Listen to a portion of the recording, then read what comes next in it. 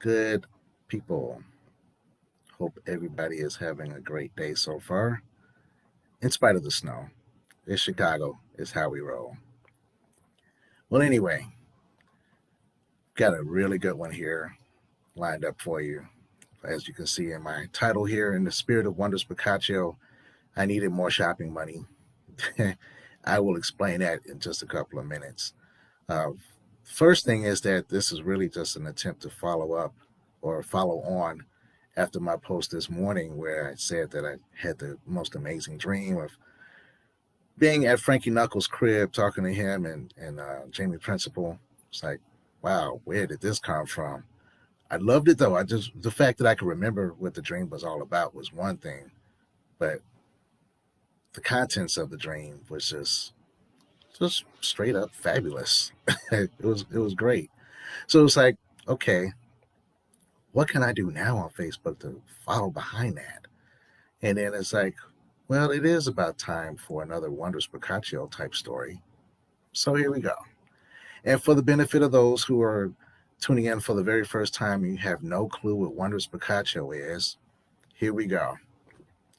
Wondrous Boccaccio was a movie that was designated to us to watch in my Italian 102 class. It's a movie that was set in Florence, Italy, during the 14th century when there was the Black Plague going around. And part of the plot is that a group of young people take refuge. They leave the city and they take refuge up in the countryside. And every day, while they're waiting for this thing to pass over, each person takes turns, like a different person, telling a story each day. And that was their coping mechanism. So, since we are still coping with what's going on in the world today, I figured that every now and again, when I do these live chats and I share a story, it would be in the spirit of that movie, Wondrous Boccaccio. And today's topic, I needed more shopping money, Cajual, 1997. Oh, I'm going to set you up for it. It's all good. We'll get there in just a minute. Also, the reason why I'm kind of decked out in my RAF Mildenhall hat and hoodie, as you can see here, is because that's partly where this story kind of originates. Now, any of the old school heads, if you've been DJing for quite a while, you're going to find this story quite hilarious. And then the newer heads, the new kids on the block, you might also find this kind of mildly entertaining, but I'm also going to kind of say that this will be a little informative for you as well as you're getting into the game and getting the chops because we always hear these discussions about mastering your craft, learning your records and learning your history and all that kind of stuff. So this kind of goes with it. When we talk about Casual Records, that label was definitely one of my absolute favorites during the 1990s. They were definitely holding court on the Chicago house music scene. And let's just take it to 1994 when I first arrived in the UK for my first overseas assignment in the Air Force. I got to RAF Alconbury, and almost immediately I got a chance to see what was really happening on the UK side of the fence as with regards to house music. And when you go to the record shops, like there was a record shop in Peterborough called Exit Records. That's where I started getting a few records from Strictly Rhythm out of New York City. But then also, when it came to Chicago representation, Chicago was very well represented. And I'm going to drop two names for you: Paul Johnson and DJ Sneak. These guys had records that were just flying off the shelves in that record shop, and plenty of others in the East Anglia region as well as in London. Those were just two people who were doing recordings on Casual Records and also Relief Records, a subsidiary. So as I said, Casual flying off the shelves, Relief definitely flying off the shelves. And so you got to see right from the get go that Chicago was definitely getting a lot of love in the UK. Now let's fast forward a couple more years. Well, actually, more like a year and maybe a month or so. In 1995, September of 1995 is when I ended up relocating because Alconbury was my first base, of course, but that base was shutting down. And so we had to relocate elsewhere. I had an option to relocate to Germany or stay in England and go to another one of the bases. I ended up at this here, RAF Mildenhall. Had to start over in terms of trying to check out the local scene and build the crowd fan base and all that kind of stuff all over again. But that wasn't a very difficult task because I knew by that time what the English crowds were into because I had already had a year of experience under my belt at the previous base. One thing that I knew was going to be a constant was that Cajual and Relief. And then also, let's not forget Prescription Records, Ron Trent's label, was also distributed by Cajual. So those three labels just off the bat were going to be in heavy demand, even at the new location at RAF Mildenhall, the local community of Newmarket. I still had Cambridge right under the belt as well. So I knew I can always find some Cajual stuff in the record shops. And sure enough, I did. But then for Cajual specifically, and also Relief, they started to really climb up the ladder and just basically become a premier record label to go to as far as being an import from that perspective. I mean, because again, when you're in the UK, stuff that comes over from the US are considered imports. So Cajual and Relief were one of the hotter imports coming from Chicago, along with Strictly Hype, Underground Construction, some of those harder house labels coming from Chicago.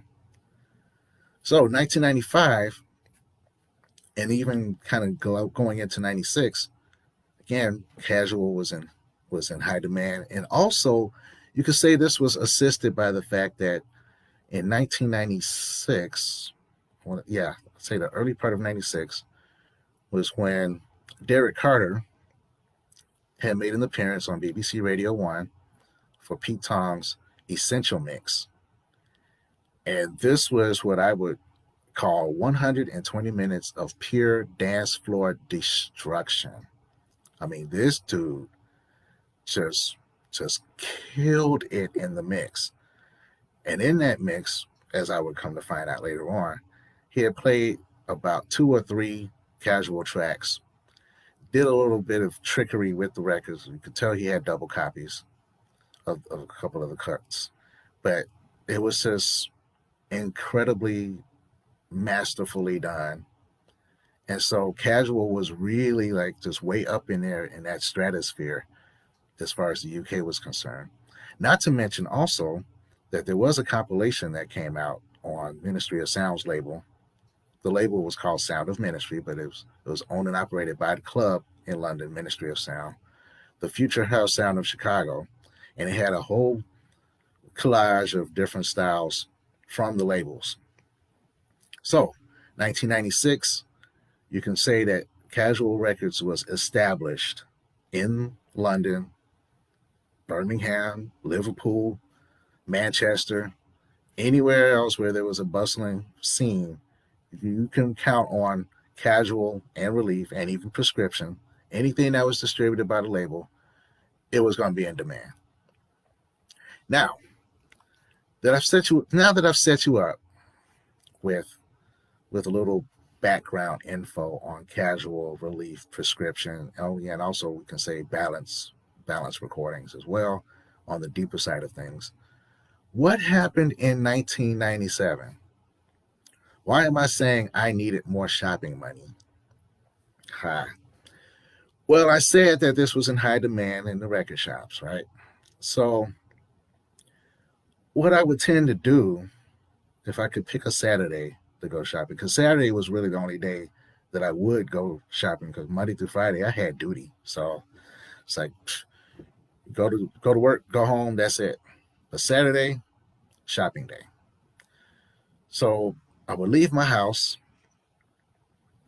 and go down the motorway, go down to London, park my car at the tube station. That's what they call, over here we call it the train, the L, the CTA, the subway, what have you. Over in London town, they call it the tube. So I would get off or park at Redbridge station, hop on the tube, and I would hit 3 record shops. First one was Release the Groove, because that was my absolute favorite. That was my number one shop. Recommended by Terry Hunter. Shout out to Terry Hunter for the recommend. And my number one buyer, the guy who would actually buy the records from everywhere else, and then just he was the seller for the stuff, Jeremy Newell. So shout out to Jeremy Newell for hooking me up with some serious heat. So I would hit them up first. Then I can kind of just see, out of curiosity, what's going on with some of the other shops. So the next one that I would hit up would be Black Market Records.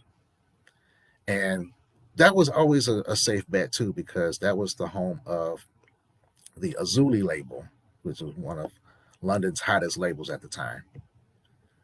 Then the third place that I would usually try to hit up was actually a secondhand store where you can find some house music heat, but you can also find stuff in other genres.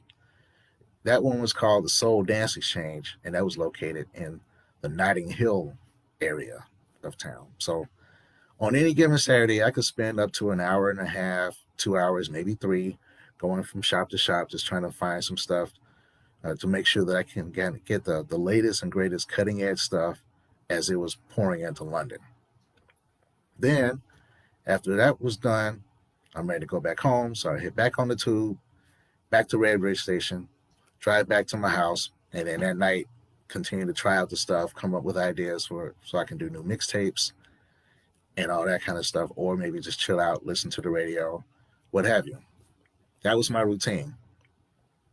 Now, in 1997, which I also call one of my favorite calendar years to think about, particularly the best calendar year for me personally in house music, and then also other stuff, personally and professionally. 1997 was a banner year. Personally, I saw the Bears play the Steelers in an exhibition game in Dublin, Ireland. So that was fantastic. Professionally, I got a promotion to staff sergeant, which is a really big deal in the Air Force. And that enabled me to move to another house as well, because I got a bigger housing allowance. House musically speaking, the club scene was absolutely lit up, on fire.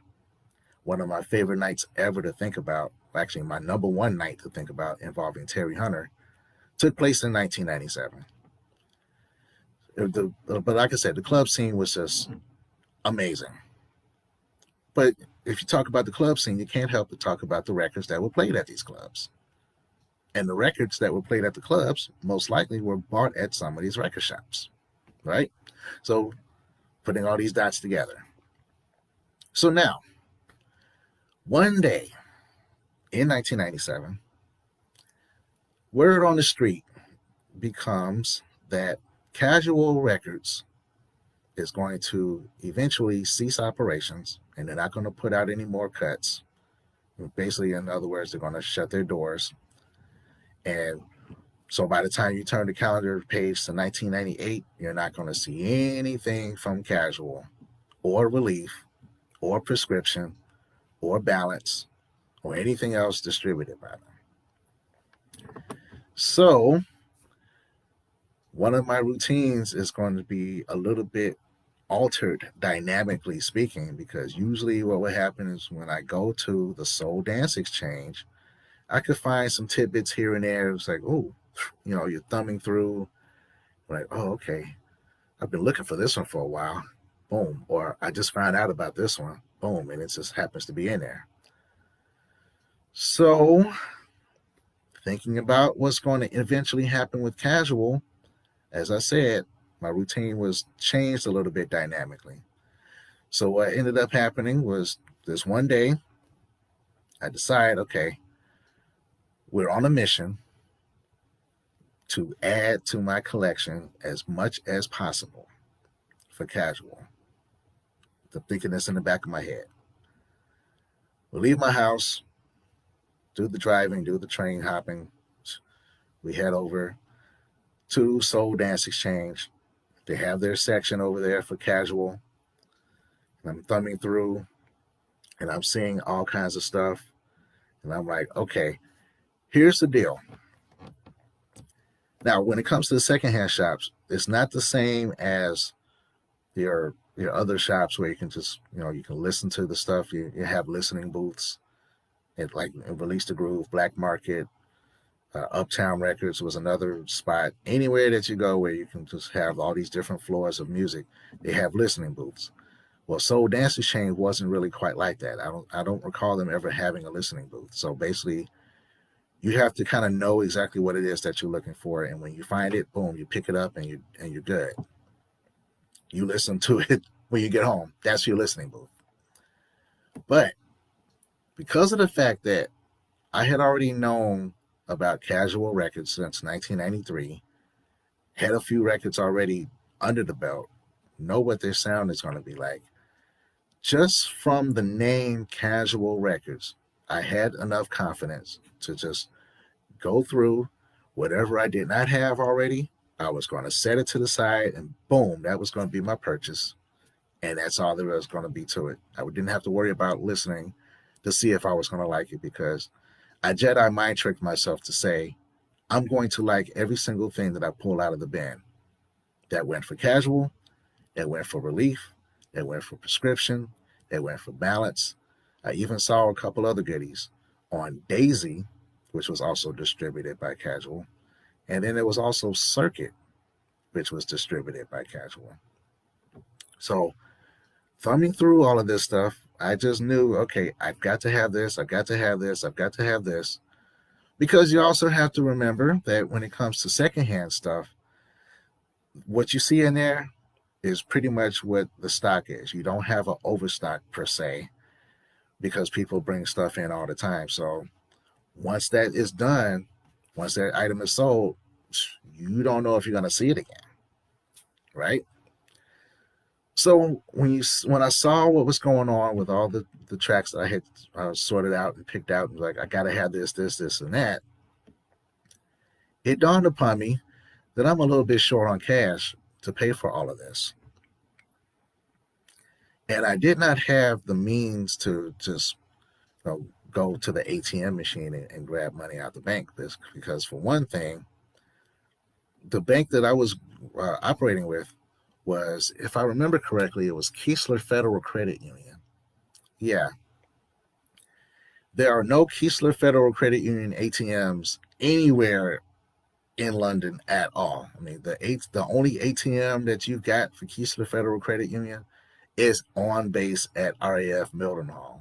So that was the only way I was really going to be able to access my pound sterling account. So what do? The only thing I could do, go back home, get some more of that shopping money. So I went back home, got to the house, found my credit card or found my ATM card, what have you, got the necessary cash that I needed, got back, got back down to the record shop, paid for the stuff that I got, and then went back home. Now, just let me just do something real quickly here. And this is the part where any of the old schoolers might get a kick out of what I'm saying here. And then the new kids on the block are gonna probably be like, wow, let's do a little mathematics here.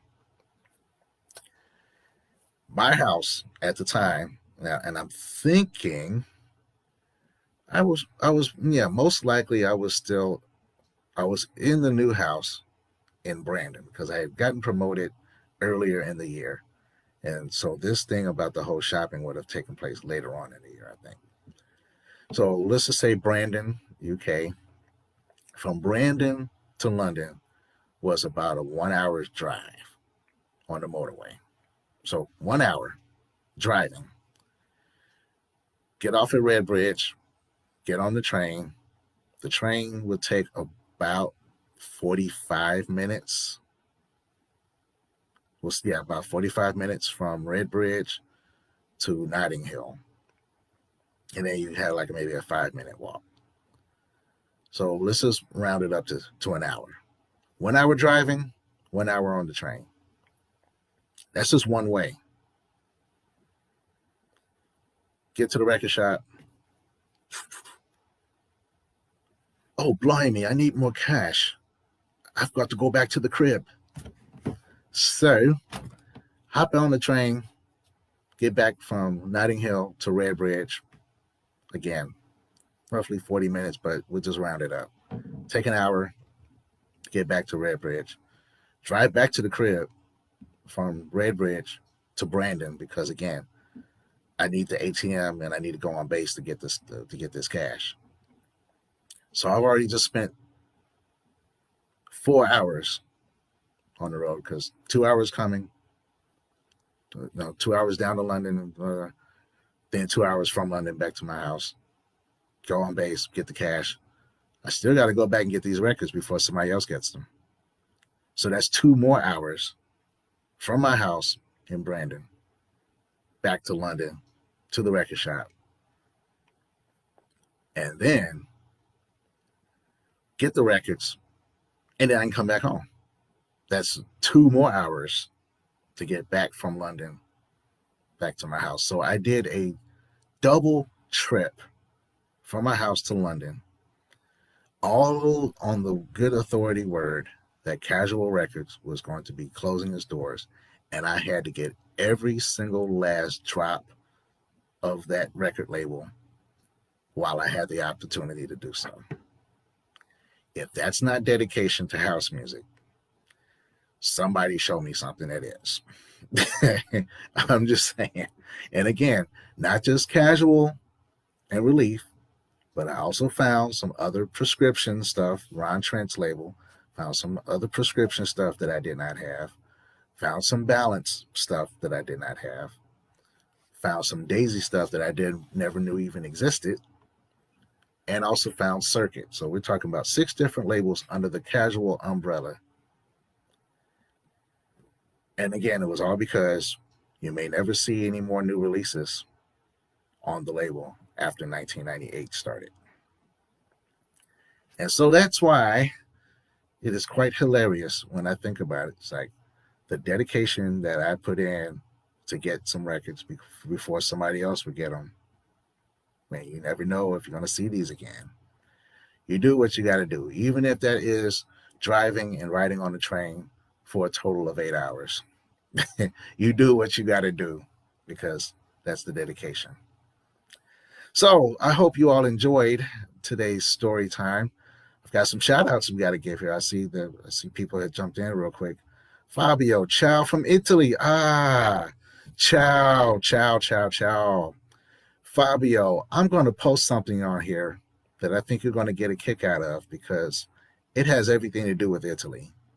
That's all I'm going to say on that one. Keep you in suspense. Tyrone Turnbull, what's up, sir? Sis, what up, bro?